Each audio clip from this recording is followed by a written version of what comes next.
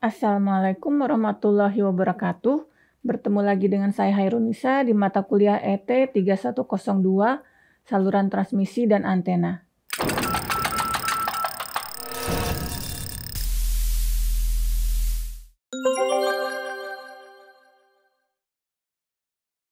Di minggu ini kita masih belajar mengenai bumbung gelombang rektanguler, dan di video kali ini kita akan melihat bagaimana gelombang merambat di dalam bumbung gelombang. Hal ini sangat menarik karena pada dasarnya konsep yang kita pelajari sekarang mendasari bagaimana gelombang merambat pada serat optik.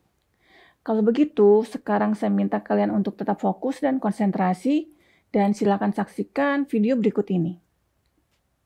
Sekarang kita harus mengetahui bahwa pada dasarnya gelombang yang merambat pada bumbung gelombang merupakan superposisi dari gelombang datar yang merambat dengan membentuk sudut tertentu. Maksudnya apa? Mari kita lihat. Misalkan ada mode TE, di mana HZ adalah A aksen cos MV per AX dikalikan cos NV per BY dikalikan E pangkat minus gamma Z. Untuk mode TE10 berarti bentuk persamaan dari medan magnet yang aksial adalah seperti yang tampak pada slide. Dengan merubah bentuk cos V per AX menjadi setengah dikalikan E pangkat JV per AX ditambah E pangkat minus JV per AX, akan kita dapatkan persamaan yang tampak pada slide berikut ini.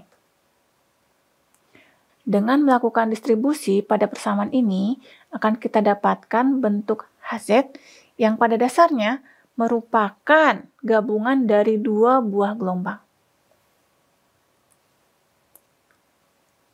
Nah, sekarang kita lihat. Tadi dikatakan HZ merupakan gabungan dari dua buah gelombang. Gelombang yang mana? Gelombang yang berwarna biru ditambah gelombang yang berwarna hijau.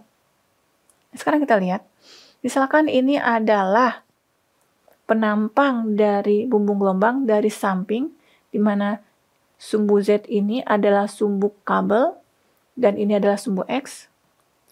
Nah, kalau kita lihat, gelombang yang berwarna biru pada dasarnya merupakan gelombang datar yang arah rambatnya merupakan superposisi dari X negatif dan Z positif.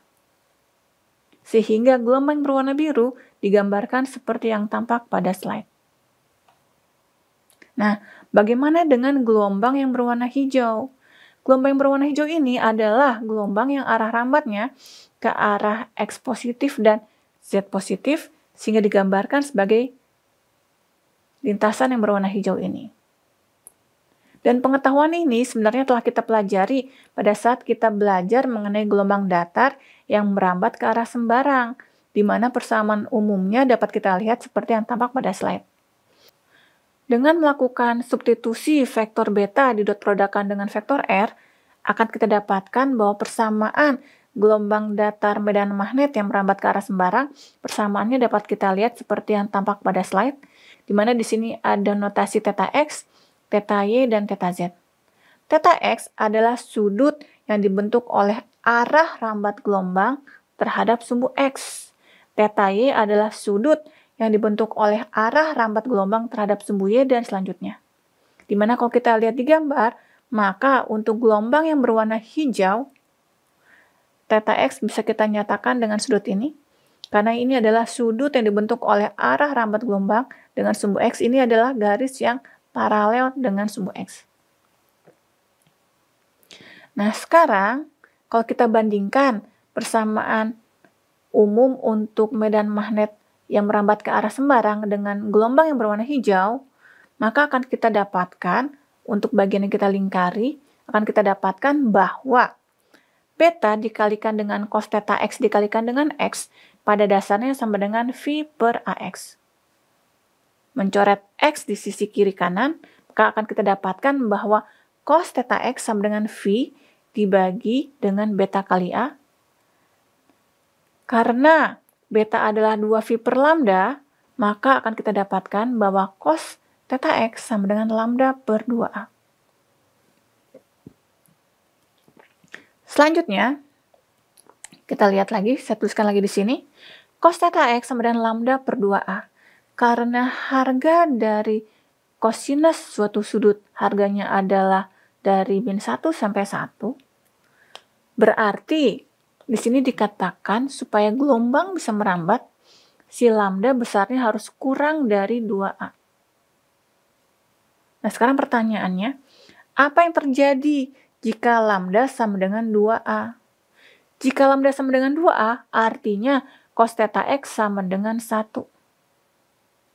Jika cos theta X sama dengan 1, artinya nilai dari theta X adalah 0 derajat. Jika theta X sama dengan 0 derajat, yang terjadi adalah seperti yang tampak pada gambar. Di sini terlihat gelombang tidak merambat, tapi gelombang akan bergerak bolak-balik ke atas dan ke bawah. Dan kondisi ini yang terjadi pada saat frekuensi kerja sama dengan frekuensi cut-off.